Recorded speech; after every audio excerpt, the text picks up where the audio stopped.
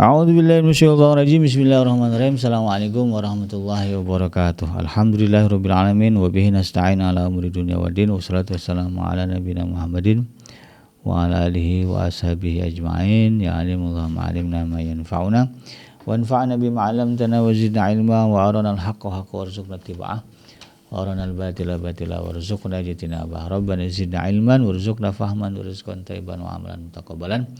Ya-Ghafur Rabbana inna amana faghfir lana dzunubana wa qina adzabannar. Amma ba'd.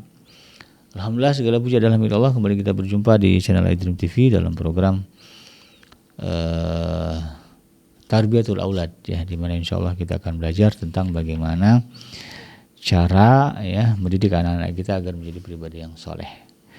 Tidak lupa kita baca salawat dan salam. Allahumma sholli ala sayyidina Muhammad wa ala ali sayyidina Muhammad. Assalamualaikum warahmatullahi warahmatullahi wabarakatuh. Semoga Allah terima salawat dan salam yang kita baca dan dilimpah curahkan kepada para nabi dan para rasul, wabil khusus Rasulullah Muhammad SAW.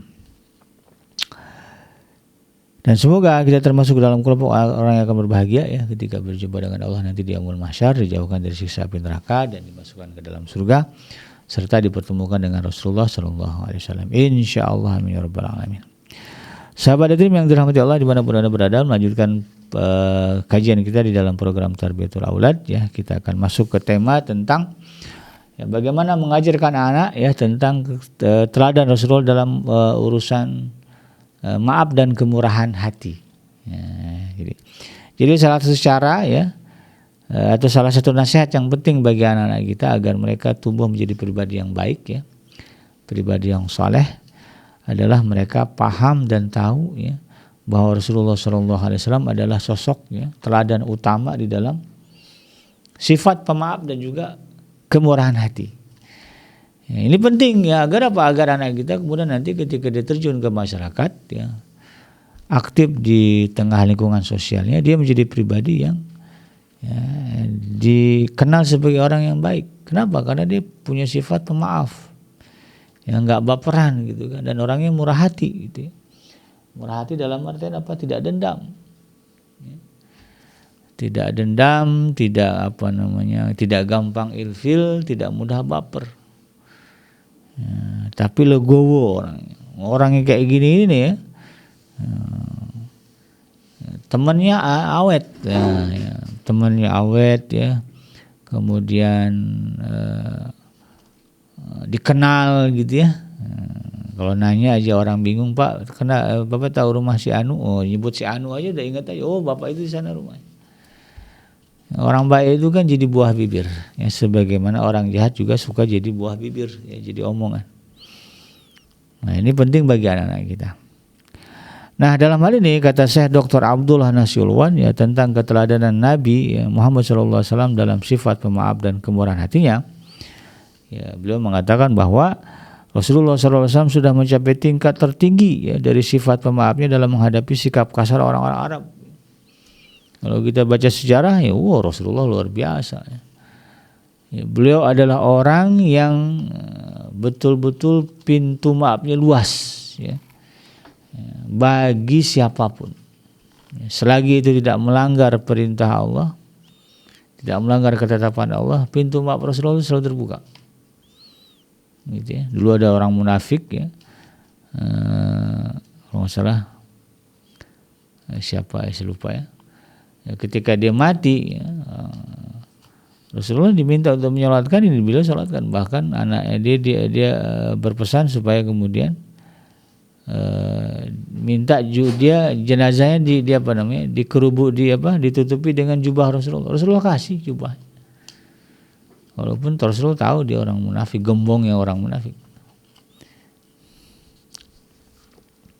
Tapi Rasulullah kemudian tidak dendam, tapi murah hati untuk memaafkan. Nah, ini luar biasa. Bahkan dalam urusan muamalah, Rasulullah juga adalah orang-orang yang murah hati. Tidak tidak kemudian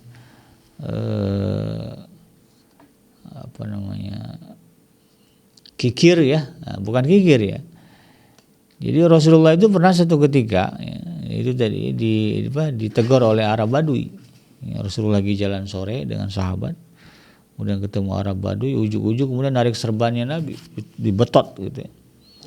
Sampai Rasulullah agak tertunduk gitu karena kencangnya sampai berbekas kata di sini merah kata sahabat. Sahabat karena cepat banget itu kan kejadiannya nggak bisa ngelak. Ketika sahabat mau kemudian mau meeting nih orang, meeting gitu. Rasulullah larang, jangan apa dengan apa kata dia. Rupanya dia minta dikasih harta dari Baitul Mal. Apa yang Rasulullah lakukan? Ya udah minta sahabatnya anterin dia ke Baitul Mal, kasih apa yang dia mau. Wah, itu lihat betapa murahnya Rasulullah SAW. Betapa murah hatinya Rasulullah SAW. Luar biasa. Ya, kemurahan hati Rasulullah SAW saat menghadapi sikap kasar orang-orang Arab gurun ya bisa terlihat ya dalam banyak riwayat ya, salah satunya ya, dalam hadis ya Imam Bukhari dan Imam Muslim ya. Itu tadi ya. Narik selendang itu tadi. Selendangnya Nabi ya Rasulullah cuma ketawa aja sambil mandang orang ini. Ya. Lalu kemudian minta sahabat itu anterin tuh ya ke Baitul Mal.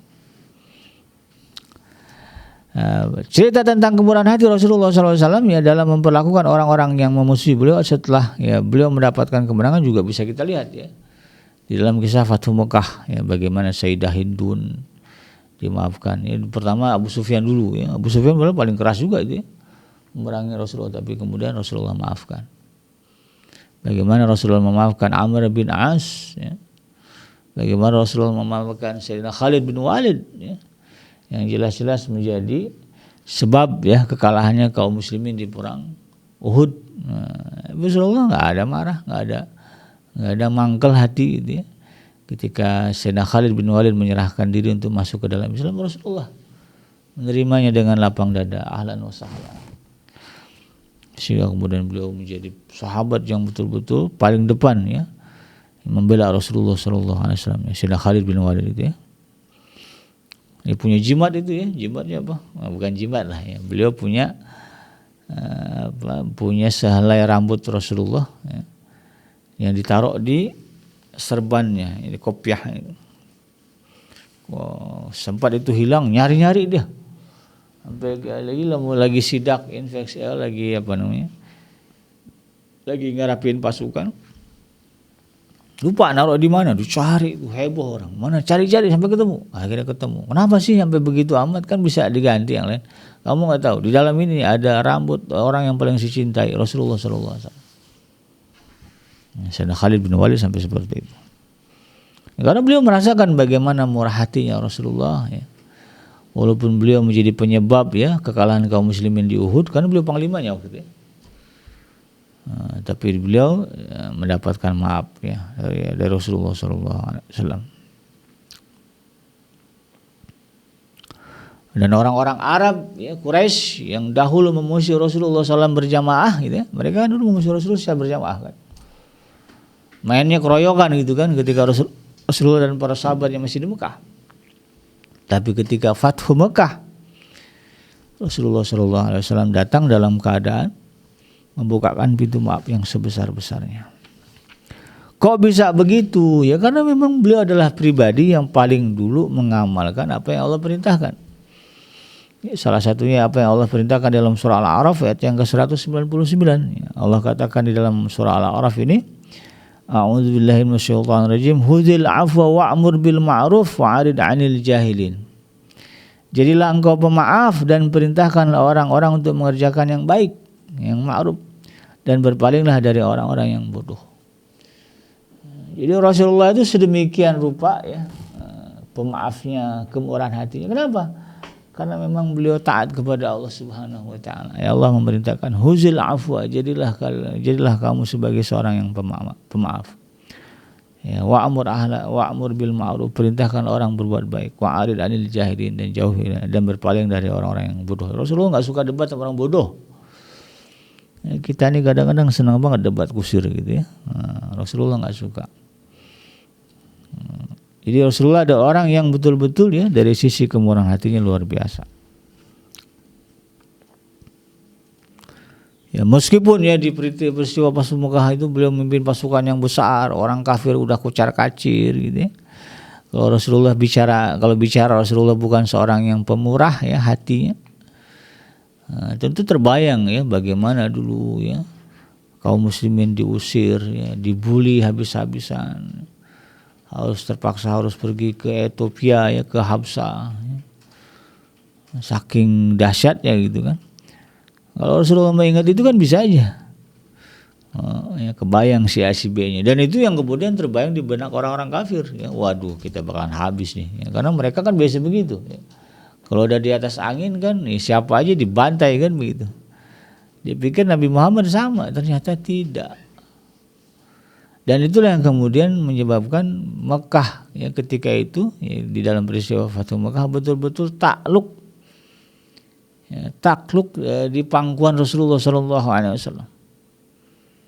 Mereka kemudian sadar bahwa orang yang dihadapinya nih orang yang betul-betul pemaaf dan pemurah hatinya, bukan sekedar isu wacana, sekedar omongan atau buah bibir orang doang, memang kenyataan begitu. Sehingga kemudian mereka ya, menyadari itu dengan sesadar-sadar, maka kemudian tanpa ada paksaan, tanpa ada ini itu betul-betul mereka tunduk patuh menyerah kepada Rasulullah SAW. Ya. Benci yang tadinya luar biasa berubah seketika menjadi cinta yang luar biasa. Dulu ada sahabat Suhail bin Sinan, Suhail ya, Sayyidina Suhail bin Sinan itu luar biasa bencinya sama Rasulullah itu. Sampai-sampai apa ya, Sayyidina Umar itu minta, wahai Rasulullah tuh ya, si Suhail itu waktu dia jadi tawanan perang ya, kalau nggak salah di perang Badar apa ya, itu kan Suhail ini kan terkenal ya, orator ulung ya, yang kemudian mengompor-ngompori orang-orang kafir agar memusuhi Rasulullah. Jadi mereka itu semangat kalau udah dengerin, semangat ganggu Rasulullah dan kaum muslimin setelah dengerin Suhail ngomong. Sayyidina Suhail ngomong. Dan ketika jadi tawanan Badar, Sayyidina Umar minta, ya Rasulullah bisa nggak tuh orang ya, Suhail itu giginya yang dua itu di depan tuh saya cabut dah. Ya, biar dia ompong gitu. Kalau dia ompong kan dia malu ngomong tuh gitu ya. Rasulullah tersenyum, ya kamu mau nggak nanti orang-orang setelah kita akan mengatakan Muhammad menyakiti sahabatnya? Nggak mau ya Rasulullah, udah biarin aja. Dan kamu nanti akan tersenyum ya atas peristiwa hari ini tentang Suhail nanti. Dan ternyata betul ya. Suhail kemudian tampil menjadi pribadi yang luar biasa. Ya, ketika Fathu Mekah dia tunduk, patuh, dan kemudian ketundukannya itu ya dibuktikan ya dengan bagaimana dia membela ya, Islam. Jadi ketika selesai Fathu Mekah, Rasulullah kembali ke Madinah, kemudian penduduk Mekah sudah Muslim semuanya. Diangkatlah pemimpin di kalangan mereka ya untuk memberikan laporan kepada Rasul dan sebagainya. Ya, tetap ya kemuliaan mereka tidak hilang itu dengan dengan datangnya Islam. Maka orang Mekah ketika itu semuanya berubah ya menjadi Muslim. Dan ketika kabar Rasulullah SAW wafat sampai ke telinga kaum muslimin di Mekah, itu heboh. Dia banyak di antara mereka nggak percaya, kok bisa Nabi ya orang yang dekat dengan Tuhan meninggal gitu. Bahkan ada yang bertanya-tanya, ini kira-kira kita gimana nih, apa kita kembali lagi ke zaman dulu gitu. Nah kemudian tampillah Sayyidina Suhail bin Sinan ini yang kemudian memberikan orasi kepada kaum muslimin di Mekah supaya kemudian mereka tetap istiqomah di dalam keislaman. Akhirnya tenang lagi tuh orang Mekah. Ya, ridho, siap menerima ya, kabar terkait dengan wafatnya Rasulullah SAW. Luar biasa. Kenapa bisa itu terjadi? Karena beliau menjadi saksi betapa Rasulullah SAW adalah pribadi yang pemaaf ya, dan juga pemurah ya, hatinya betul-betul pemurah ya. Ya, karena memang ya prinsipnya apa ya, sebagaimana disebutkan dalam surah Al-Hijr ya, surah yang ke-15 ayat yang ke-85 ya, Allah mengatakan fasfahis safhal jamil ya, maka maafkanlah mereka dengan cara yang baik. Itu yang dikerjakan oleh Rasulullah dalam menghadapi musuh-musuhnya menghadapi haters-hatersnya gitu. Itu kan kalau bicara haters ini luar biasa ya. Baik haters di dunia nyata ya atau haters di dunia maya. Kalau udah berhadapan dengan mereka itu kan waduh ya, kita suka kalap. Kalau kita berada di atas angin. Kita melupakan sifat pemaaf dan melupakan bahwa Allah memerintahkan kita untuk menjadi pribadi yang murah hati. Ya mudah hati ini untuk kemudian memberikan maaf, mudah hati ini kemudian menahan amarah. Mudah hati ini kemudian melupakan segala bentuk kesalahan orang. Jadi nggak dendam gitu ya. Nah, ini kemudian kita harus pahami dan kita ceritakan kepada anak-anak kita, sehingga kemudian anak-anak kita tidak tumbuh menjadi pribadi yang baperan, menjadi pribadi yang mudah emosi, mudah tersinggung, ya. Jadi pribadi yang pendendam gitu kan nggak suka gitu ya.